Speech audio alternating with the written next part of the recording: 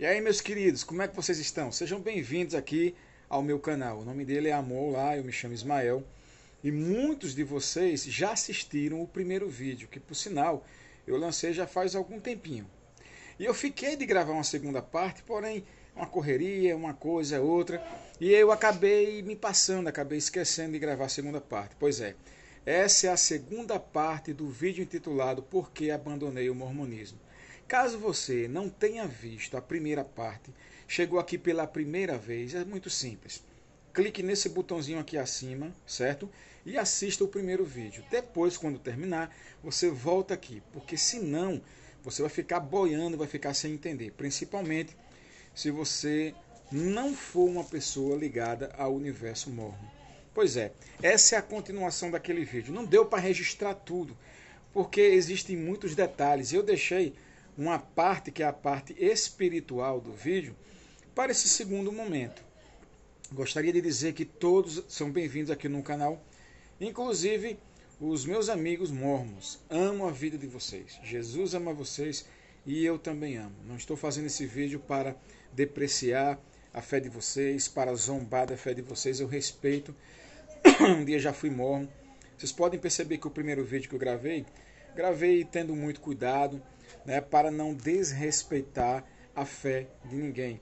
E em nenhum momento fui agressivo e nem serei agressivo dessa segunda parte. Eu vou contar uma parte que é a parte espiritual do momento que eu estava lá na missão, da experiência que eu tive com Deus naquele momento, mas que eu não contei, né?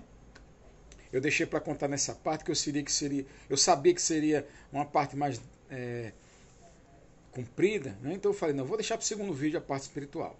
Por isso que eu não contei esse trechinho que foi na época em que eu estava na missão e que eu decidi voltar para a missão. Aconteceu algo sobrenatural, que eu acredito firmemente que foi algo da parte de Deus. E é sobre isso que eu vou falar aqui. Mas antes, eu também disse no primeiro vídeo, quando eu falei sobre o livro de Mormon, que eu descobri, né, que Joseph Smith, ele não tinha poderes para traduzir como ele afirmava. E isso ficou evidente por causa do livro intitulado O Livro de Abraão, que eram os pergaminhos, os rolos, né, que foram encontrados com a múmia egípcia na época de Joseph Smith. Mas na época dele não haviam os egiptólogos, a egiptologia, que é a ciência de traduzir essas letras antigas. E anos depois, quando surgiu a egiptologia, a igreja então chamou um membro da igreja, DJ Nelson, foi isso que eu falei com vocês. Esse membro da igreja, ele tinha 20 anos de mormon, né?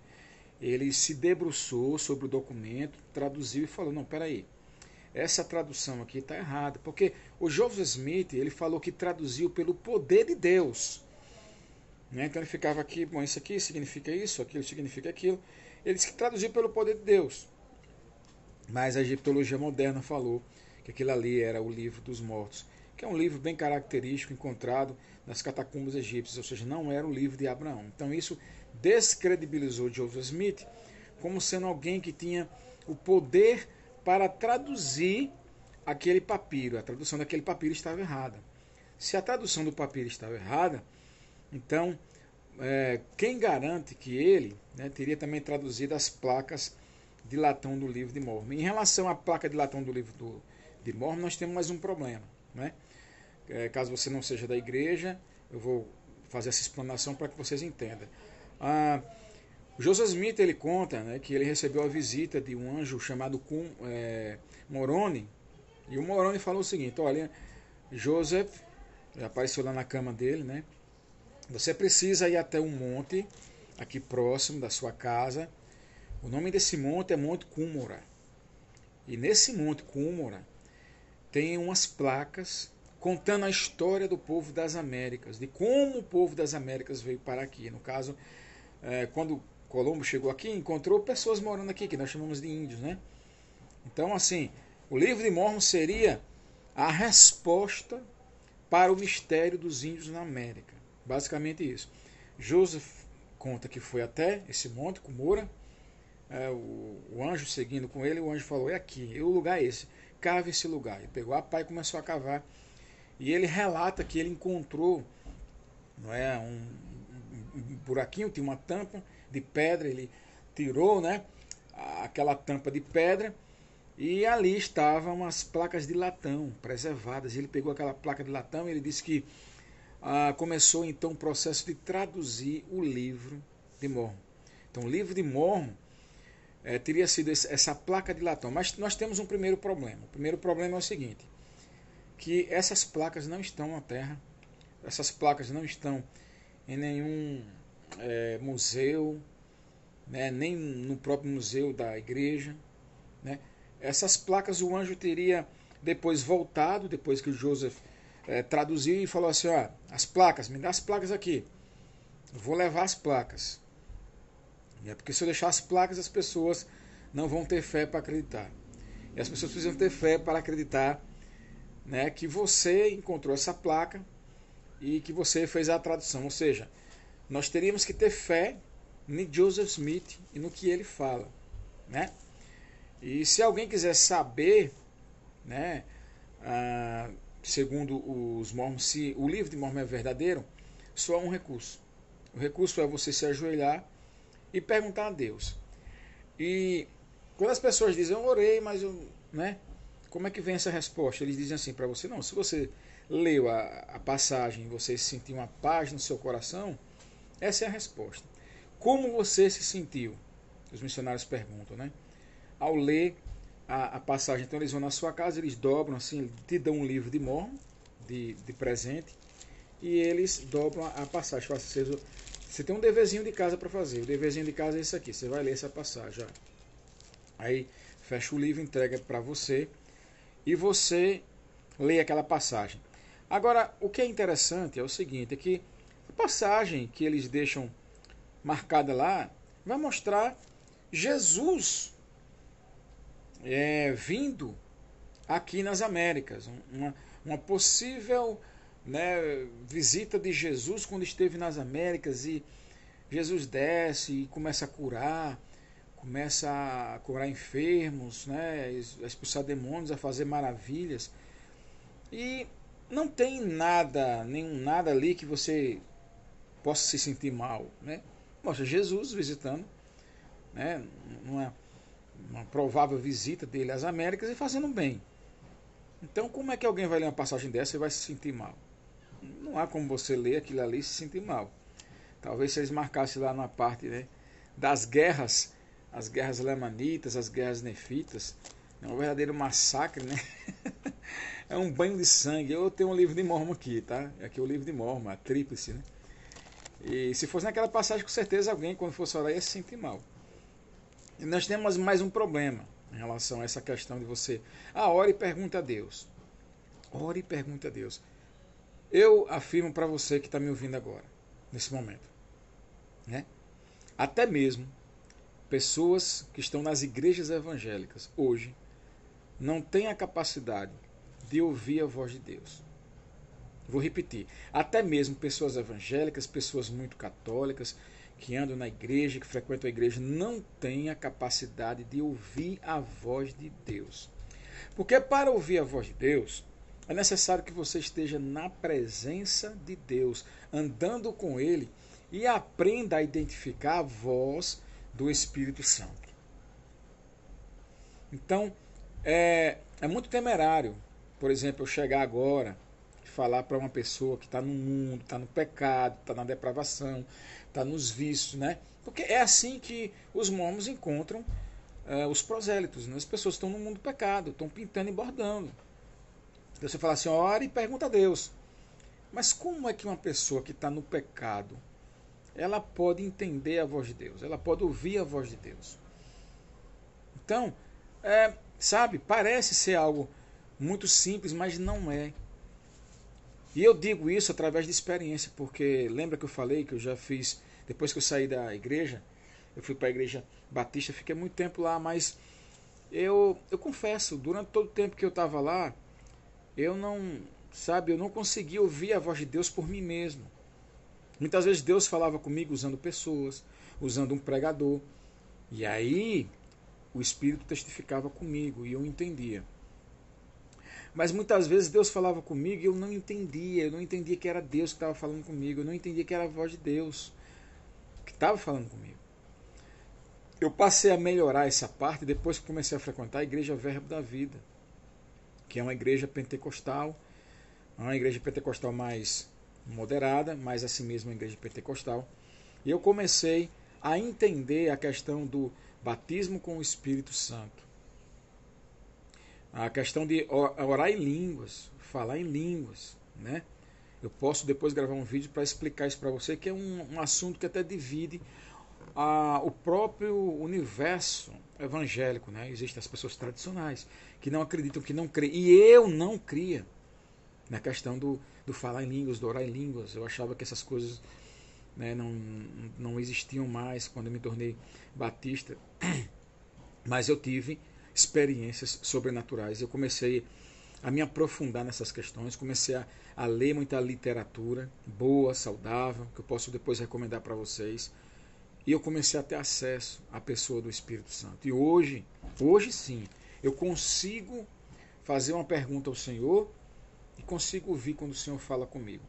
Ontem eu estava na sala de oração, hoje eu sou um intercessor da igreja, estava orando.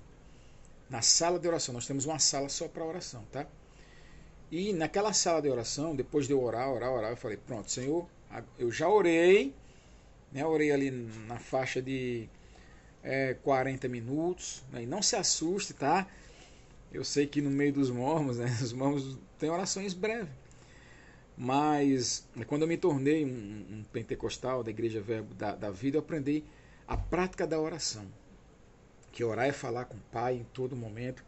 E que nós precisamos nos aproximar do Senhor. E veja, às vezes eu separo tempo para orar. Teve uma campanha de oração lá na igreja, né? Os intercessores ficaram se revezando na sala de oração e eu fiquei ali na sala de oração com outros irmãos durante 2 horas, orando. Aí tem gente que acha, não, isso é religioso. Não, não é religioso. Eu não estava ali forçado. Porque hoje eu aprendi a falar com meu Deus, a ter prazer de falar com meu Deus. É como eu começar a conversar com você. Quando você encontra um amigo seu, que você gosta, que você ama, que você não vê há muito tempo, oxe, você começa a conversar e vai 1, 2, 3, 4, 5 horas. Então, não existe limite para falar com Deus. As pessoas tentam encaixar a doutrina, não, tem que ser assim, tem que ser rápido. Não, cara. A oração pode ser breve, pode ser em segundos, mas ela também pode ser longa. Então, sábado eu orei 2 horas, ontem eu orei uns 40 minutos. Depois que eu terminei a minha oração, fazendo perguntas a Deus, cheio de dúvidas, falei, Senhor, o que é que eu devo fazer? Agora fale comigo. Fiquei ali, parado. Aí o Espírito Santo veio e começou a falar comigo, meu amigo. Já entendi, Senhor. Sim, entendi. Obrigado. Pai, eu não conseguia ver isso. É verdade. Pai, desculpa por isso. O Senhor me corrigindo, eu sou recebendo. Tá? Então é muito delicado essa questão de você chegar para pessoas que estão no mundo, no pecado, e dizer, ore e pergunta a Deus que Ele vai te responder. Tá, mas como é que Deus vai falar com alguém que não está pronto para ouvir a voz de Deus e que não reconhece a voz de Deus? Né? A não ser que Deus descesse de uma forma sobrenatural para falar com ela. Aí sim ela entenderia. Como aconteceu, por exemplo, no caso de Moisés. Através da sarça ardente, o Senhor apareceu e para ele, quem eu sou. Aí o Senhor se identificou, Moisés foi colocado na incredulidade, o Senhor corrigindo. Eu sou o que sou, você está duvidando de mim, rapaz? Não, porque ela... E o Senhor começou a mostrar sinais e maravilhas ali. Mas outro problema, é isso que eu gostaria de trazer para vocês aqui agora, em relação ao Joseph Smith, né? É este aqui. Joseph Smith estava traduzindo essas placas e ele chamou um camarada, ele ficava escondido, né? Atrás de um pano, com a mão nos olhos. Alguns dizem que ele enfiava a cabeça em um chapéu. Existe muita história em torno disso, mas enfim. Só ele tinha acesso às placas. E do outro lado, ele colocava pessoas para ajudá-lo na tradução. Ajudar na tradução como? Ele ficava aqui, ó. E os nefitas fizeram isso. Aí a pessoa ia escrevendo. Ó. A pessoa que ajudou ele na tradução ficava escrevendo. Enquanto ele ia falando. Então ele ia falando, né, pelo suposto dom de revelação. de tradução, aliás, de tradução. Ele disse que traduzia pelo Urim e Tumim, duas pedras que até citada na Bíblia. Ele falou que tinha Urim e Tumim também junto com essas placas. E o camarada ia traduzindo. Só que teve um problemão, gente. E o problemão foi esse. Ele convidou, né, um camarada para traduzir, aliás, para copiar a transição da tradução dele. E esse homem chegou lá para a esposa e falou o seguinte: ah, esposa, estou traduzindo um livro de Mormon. Minha esposa não gostava de Joseph Smith. Ela dizia: esse homem aí, eu não gosto dele, eu não vou com a cara dele. A esposa dele, né, a própria história da igreja, na plenitude dos tempos, que é um manual da igreja, fala sobre isso. Que a esposa não se batia com Joseph Smith, não gostava dele, achava que ele era um charlatão mesmo. Né? E esse homem falou assim: olha só, eu estou traduzindo, mas eu não posso trazer a tradução. Não, traga a tradução. Ela dizendo: traga essa tradução que eu quero ver. Traga essa tradução. E ele nunca trazia. Aí um dia ele disse que insistiu lá com Joseph Smith. Joseph, deixa eu levar, amanhã eu trago, vá. A parte do que ele já tinha traduzido, tinha escrito, e ele não traga, deixa eu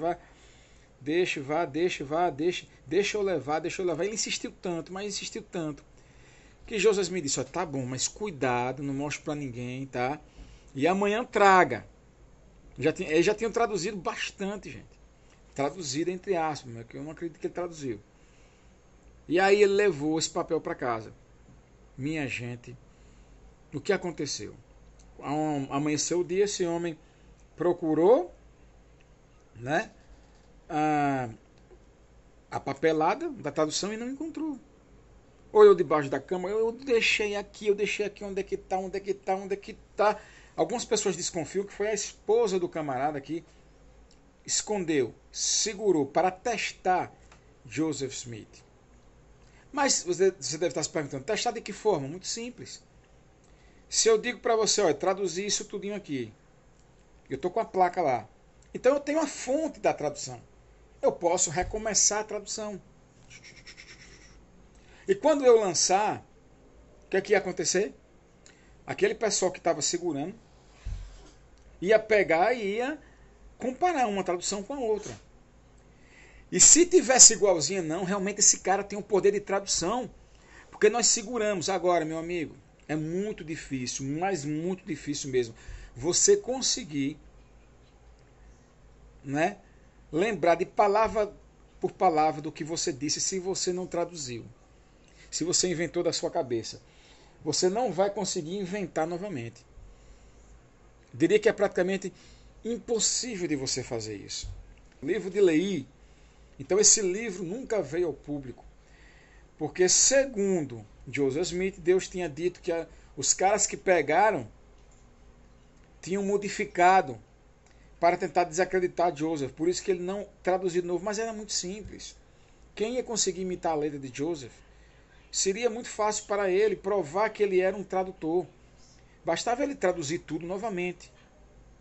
Essas páginas haviam sido perdidas enquanto em poder de Martin Harris. Esse Martin Harris foi o homem que pediu a Joseph para levar as placas para sua casa. E muitas pessoas desconfiam que foi a esposa de Martin Harris que escondeu essa tradução para que Joseph traduzisse de novo, e ele não ia lembrar de tudo que ele tinha dito e ia dizer: tá vendo aí, ó? Não tem placa nenhuma, que se tivesse a tradução ia estar igualzinho que está aqui. Não está. Aí diz aqui o seguinte: agora eis que te digo que porque entregaste esses escritos que recebeste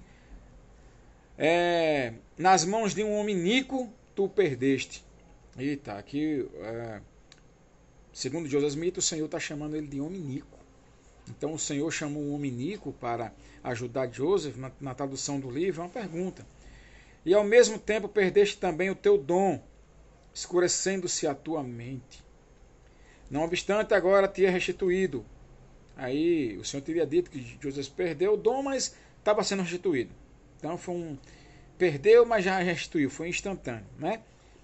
Seja fiel e continua até terminares o restante do trabalho, né, de tradução. Aí, só que tem um problema. Olha o que diz aqui. Olha. Ora, sempre para que saias vencedor. Eis que tentaram destruir-te. Sim, até o homem que confiaste procurou destruir-te. No caso, o Martin Harris, né? É Martin Harris, só para confirmar aqui, viu? É tanto nome, gente, que a gente acaba se passando, né? Martin Harris, é isso mesmo. E por isso eu te disse que ele é um homem iníquo, porque procurou tirar as coisas que te foram confiadas e também procurou destruir teu dom. Mas não tem como destruir dom, muito pelo contrário, ia confirmar o dom. Se ele traduzisse esse livro de lei igualzinho. E porque entregasse os escritos em suas mãos, eis que homens iníquos os tiraram de ti. Portanto, os entregaste aquilo que era sagrado à iniquidade. Eis que Satanás os incitou em seus corações a alterarem as palavras que fizeste escrever. Mas como é que alguém ia alterar? Gente, sabe, tua letra é tua letra. Por mais que alguém tente imitar, não consegue, não dá para conseguir. Inclusive a própria igreja hoje sabe quais são os escritos de Joseph Smith pela caligrafia dele. Eles têm muitos documentos lá com a caligrafia de Joseph Smith. Fala, isso aqui foi escrito pelo Joseph Smith. Né? Ou seja, que tu traduziste, que saiu de tuas mãos. Eis que te digo que, porque alteraram as palavras, leem diferentemente do que traduziste e fizeste escrever. Mas como é que eles vão ler algo diferente do que ele traduziu, do que foi escrito? Você lê o que está escrito ali, mas aqui está dizendo, né, está meio confuso isso aqui. E dessa forma o diabo procurou armar um plano astuto a fim de destruir esta obra. Mas como assim o diabo procurou destruir? Um plano astuto como? Pois ele incitou-os em seus corações a fazerem isso, para que, mentindo, possam dizer que te apanharam nas palavras que fingiste traduzir. Em verdade te digo que não permitirei que Satanás realize seus desígnios iníquos com relação a isso. Né? E aí, por isso que ele fala, né, que não ia mais traduzir o livro de Leí. Ele iria agora começar a traduzir do livro seguinte, ou seja, as 116 páginas para os mormons estão perdidas. Os mormons conhecem essa história como a história das 116 páginas perdidas, porque Joseph não se atreveu a traduzir novamente. Até porque não tinha como traduzir. Não era uma tradução. Se fosse, era simples. Não tinha nem que orar a Deus. Por exemplo, você é um tradutor de inglês. Estou traduzindo um livro, esse livro aqui. Perdi as páginas onde eu estava escrevendo a tradução. Não tem nem problema. Vamos escrever de novo. Traga aqui. Eu estou aqui, o texto está aqui nesse livro. Vou abrir o livro e vou traduzir novamente. Não é assim que se faz? Agora vamos à parte, né, espiritual da coisa. Então, lembra que eu falei no primeiro vídeo que eu estava na missão? Então, vinha eu lá de Ponta Porã, no Mato Grosso do Sul, antiga missão Brasil Marília, viajando para os escritórios da missão, que ficava localizada em Marília, São Paulo, uma viagem muito longa. E naquela noite começou a chover demais, mas chovia muito. Eu lembro que eu dormia, acordava, e sabe, muita chuva, chuva torrencial, relâmpagos. E eu me lembro que teve um momento em que o ônibus parou e ficou um tempão parado, e o motorista falou, olha, nós vamos atrasar a viagem porque uma ponte caiu. Sabe, a chuva foi tão séria que teve um determinado trecho lá que uma ponte caiu, eles tiveram que pegar um atalho e nós iríamos chegar tarde no escritório da missão. E o presidente da missão estava me esperando para logo cedo, 8 horas. Lembre-se, naquela época não tinha celular. Muito provavelmente ele ia ficar preocupado. O que é que aconteceu? Esse Eldo devia estar aqui. E eles iriam me esperar, né, na rodoviária. Eu não sabia andar, né? E eu tinha ligado para ele justamente para dizer que eu não queria ficar mais na missão. E aquela ponte caiu. E eles pegaram outro caminho. E enfim, viajou noite adentro e madrugada adentro e o dia amanheceu. E de repente outra coisa aconteceu. O pneu do ônibus estourou. E eu pensei, meu Deus, eu não acredito nisso. Eu estava sem dinheiro, gente. Eu pensei, como é que eu vou chegar no escritório dessa missão? Eu não tinha o endereço do escritório dessa missão. Eu comecei a ficar preocupado, desesperado, apavorado. Não tem o endereço do escritório da missão, não existia celular. Eu pensei, como é que eu vou chegar? Estou em um lugar que não é meu lugar, eu sou do Nordeste. Eu estava em Marília, São Paulo, interiorzão, lá de São Paulo, mas é uma cidade grande, Marília. Como é que eu ia encontrar? E eu comecei a ficar muito preocupado, muito nervoso, muito tenso. E o ônibus quase vira, mas não virou, graças a Deus. Mas o pneu estourou, foi um estouro muito forte. Todo mundo que estava dentro do ônibus se assustou. O motorista puxou para lá e para cá, enfim, mas encostou. E quando ele encostou, aconteceu algo interessante. Eu desci e o motorista olhou e falou, vai demorar, nós não temos step, vai demorar, não sei que hora que nós vamos sair daqui. Eu comecei a ficar cada vez mais apavorado, porque tinha um horário, com certeza o pessoal do escritório já tinha ido lá para no terminal me esperar. Eu fiquei preocupado, pronto, cara, os caras não vão me esperar mais. Os caras vão embora. E eu olhei e vi uma viatura da polícia. E a viatura reduziu a velocidade. E aqueles policiais que estavam dentro começaram a olhar para mim. E de uma forma impulsiva, não sei o que foi aquilo, eu dei a mão. E eles olharam e pararam o carro. E eu fiquei, meu Deus, o que é que eu estou fazendo? Eu dei a mão para os caras. E aí imediatamente veio aquela ideia. Peça carona a eles. Eu fiquei, meu Deus, eu já parei o carro, vou ter que ir lá agora. Aí eu atravessei a pista, fui até lá e falei, tudo bom, meus amigos? Olha, eu sou um missionário mormon. Não, a gente conhece os mormons, hein? Então eu estou desesperado. Eu contei toda a situação para eles, que eu precisava estar lá cedo e eu não estou. Eu acho que nem estão me esperando mais na rodoviária, eu não sei nem onde fica o escritório. E eles falaram, nós sabemos onde fica, estamos indo para Marília. Os caras vinham de outra cidade e estavam indo justamente para Marília, gente. É muita coincidência ou não é? O pneu estourou. Eu falei de maneira... Eu levantei a mão de maneira impulsiva. Os caras pararam. Eu fui lá e pedi carona. Eles falaram, nós vamos te dar carona. Eles falaram assim, nós não podemos dar carona para ninguém, mas para você nós vamos dar carona. E ali eu já senti que era algo sobrenatural acontecendo. Eu falei, tem algo de sobrenatural aqui. Pois bem, voltei, peguei a minha mala, vim, coloquei dentro do carro da polícia, eu sentei ali atrás e falei, poxa, eu não sou bandido, mas estou sendo conduzido pela polícia. E os caras saíram, né? Pedi para colocar o cinto, coloquei. E um deles olhou para trás e falou, meu jovem, o que é que você está fazendo aqui? Você não devia estar aqui. Deus tem um chamado na tua vida, mas não é esse não. E eu achei estranho, o cara começou a pregar para mim naquele momento. Enquanto isso, um motorista também começou a pregar. Porque Jesus disse, lá no livro de Mateus, e e está escrito em Romanos, e está escrito não sei onde. O cara começou a pregar para mim dentro da viatura da polícia. Os dois policiais eram crentes. E eu falei, vocês são evangélicos? E eles falaram, sim. Nós somos da Assembleia de Deus. Eu falei, meu pai é da Assembleia de Deus. E o que você está fazendo aqui, jovem? E foram pregando. Mas lembre-se, eu tinha uma relutância muito grande. E pregaram e me deixaram na porta da missão. Eles até falaram, olha só, a gente não podia nem entrar para deixar você na porta. Porque alguém pode ver, pode nos denunciar. A gente pode sofrer alguma sanção administrativa, mas nós vamos fazer isso. Vamos te levar até lá. Eles me levaram até a porta. Agradeci muito. Eu não sei quem são, né? Se fosse nos tempos de hoje eu teria pego o contato deles, mas não era. Era um tempo que não tinha celular, não tinha nada. E essa foi a parte sobrenatural. E as outras partes? Tá na primeira parte do vídeo.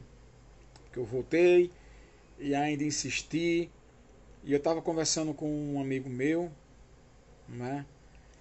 Uma pessoa muito bacana, que ele foi testemunha de Jeová. Ele é uma pessoa que saiu muito perturbado lá dos testemunhos de Jeová. Ele, inclusive, com certeza vai assistir esse vídeo também. E eu espero um dia poder gravar um vídeo com ele e apresentar para vocês ele também. O nome dele é Jefferson. Eu quero trazer o Jefferson aqui. Eu estava dizendo para Jefferson, é muito difícil você se desconectar de uma seita religiosa. Tanto é que existem muitas pessoas que dizem assim, eu sou ex-mormon. Como, por exemplo, a querida Vânia Moore, né? Algumas pessoas acham que eu tenho raiva de Vânia. Não, eu amo Vânia, amo a vida dela.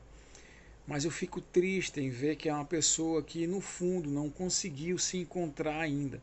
E você só consegue se encontrar quando você aceita Jesus, entrega a sua vida a Ele e passa a servi-lo. E passa a ouvir a voz de Deus. Percebo que Vânia ainda é uma pessoa que está... né, ela não sabe qual o caminho trilhar, o que fazer. Se eu não me engano, ela se identifica como uma agnóstica, mas eu não sei, a gente percebe que ela tem muita confusão na mente dela. E eu não tenho. E não é o caso de Vânia, não é o único caso. Tem muitas pessoas que dizem, eu sou ex-mormon. Eu sou ex-mormon, eu sou um ex-mormon. Porém, não conseguem se desconectar dessa igreja. Não conseguem se encontrar com Jesus, encontrar uma boa igreja para servir a Jesus. Hoje, estou servindo a Jesus na igreja Verbo da Vida, estou fazendo o rema. Eu não sei, talvez amanhã, não sei, o Senhor possa ter um outro chamado para mim. Agora, de uma coisa eu sei, largar a mão de Jesus, largar a mão da igreja, porque quando eu falo igreja, eu estou falando do corpo de Cristo. Aqui, né, e o corpo de Cristo ele é interdenominacional, né? Talvez tenham aí do outro lado pessoas da igreja batista, igreja presbiteriana. Se você, né, segue a Jesus, você faz parte da igreja verdadeira. Entende? Da igreja que não tem placa. Nós frequentamos denominações, somos irmãos em Cristo, porque é necessário termos uma agremiação para crescermos. Ah, mas a igreja em que eu estou não é legal. Não tem problema, meu amigo. Visite outras igrejas e procure o seu espaço onde você vai se sentir bem. Mas não se desconecte com Cristo. Onde vai se sentir bem é onde tem uma palavra boa que esteja firmada na palavra de Deus e onde você vai poder ouvir a voz de Deus. Esse é o meu segundo testemunho, a minha segunda parte do testemunho. Agora deixa eu dizer uma coisa. Eu percebo que tem muita gente que tem dúvidas. Se você é uma dessas pessoas que chegou aqui e está cheio de dúvidas e quer saber alguma coisa sobre a igreja de Jesus Cristo do Santo dos Últimos Dias, ou sobre mim, ou sobre a minha história, meu testemunho, é muito simples. Vá aqui na parte dos comentários. Deixe a sua pergunta, porque eu vou colher cada perguntazinha que vocês fizerem. E num vídeo posterior eu vou gravar. Eu vou gravar mais um vídeo, né, sobre os mormons, que é para ler um relato de um rapaz que me pareceu muito perturbado. Estava lá nos mormons, mas aí abandonou por causa de uma missionária que ele se apaixonou. Se apaixonou por uma missionária. E a missionária correspondeu ao amor desse rapaz, mas depois deu-lhe uma banana. Eu achei interessante esse caso e eu vou abordar aqui. Beijo no seu coração, se inscreva no canal e ative o sininho, porque talvez esse seja o meu próximo vídeo. Se for, você já vai ser avisado. Chega, rapaz se apaixona por missionária mormon, dá chances e depois mete o pé na bunda dele. Você vai conferir essa história que eu achei hilária, gente. Beijo no seu coração, valeu!